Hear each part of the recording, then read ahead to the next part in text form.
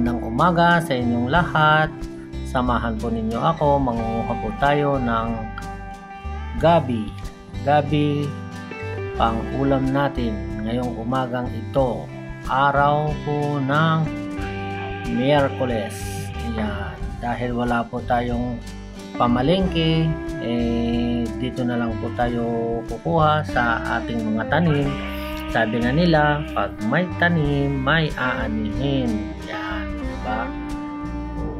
Ang dami na ang gabi. Diba? Masarap po ito sa umaga. Yan. Okay na ho daw.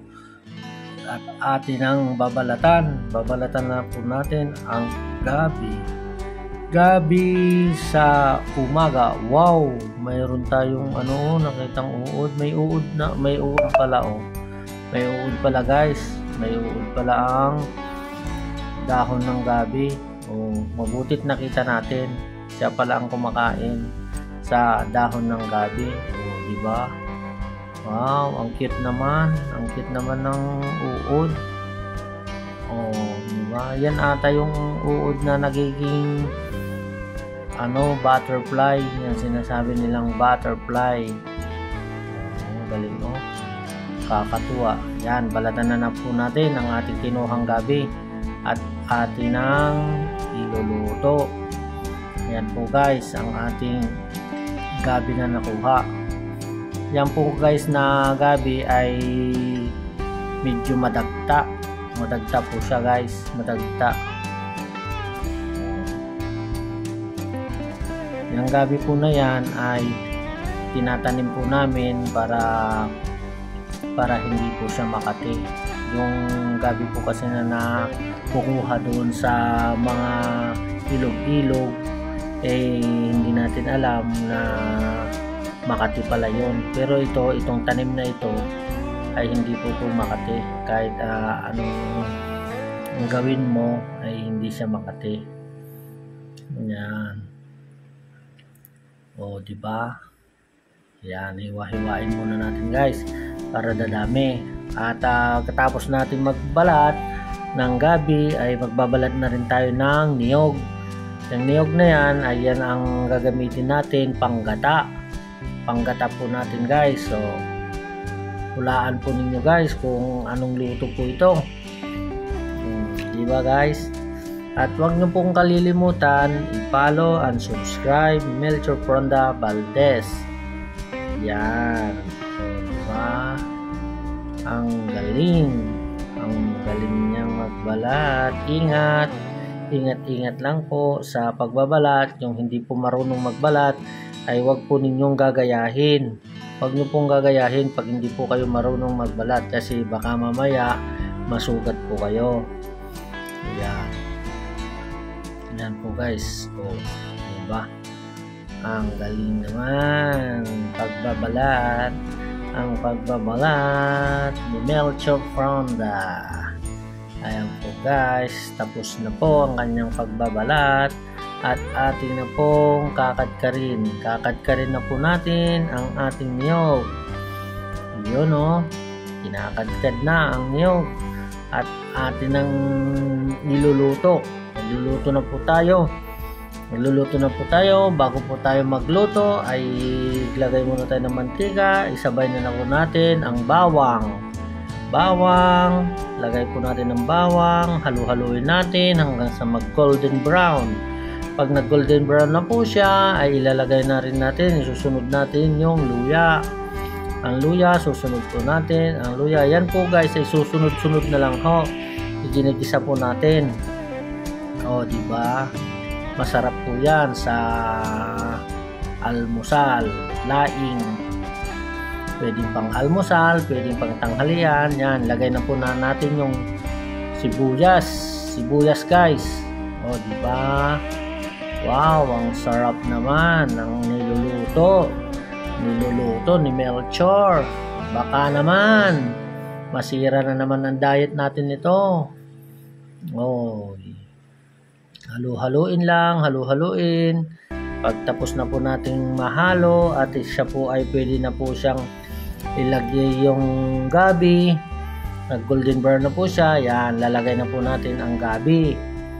Yun o. Lagay po natin yung gabi. Napaka-basic lang po naman ang pagluluto. Basta lang po ay panoorin po ninyo ang aking ginagawa at matututo po kayo sa aking pagluluto. Yan, takpan po natin guys. Takpan po natin hanggang siya po ay magpawis. Pag pinawisan na po siya, ay ilalagay po natin yung gata. Yan, hintayin na po natin na magpawis po siya guys. Yun o. Pag nagpawis na po siya, lalagay natin yung gata. Yung sinasabi nilang unang gata. Yung unang gata ba yun? Ay pangalawa pala yun. Sorry. Yung pangalawang gata ang ilalagay po natin guys. Pangalawang gata. Hintayin po natin na kumulo. Pagka kumulo-kulo na siya, yan. Diba? Masarap po yan. Ang laing ni Melchor. Yan ang unang gata. Yan ang unang gata na ating piniga. Yan, lagay na po natin. Pag ilagay po na natin, ilagay na rin natin yung mga ingredients niya para siya po ay lumasa. Yan, lagyan po natin ng pork cubes. Lagyan po natin ng pork cubes guys. Para lumasa na po siya, takpan po natin ng bahagya. Pag okay na po siya at kumukulo, lagyan po natin ng paminta para medyo mayroon siyang anghang-anghang na sinasabi nila. Hindi po masarap ang laing pag hindi po siya manghang. Yun diba? Lagyan po natin ng paminta. Yan, wow, sarap naman. Napakasarap naman ng tanghalian, umagahan, hapunan. Yan ilagay na natin yung sili almoranas.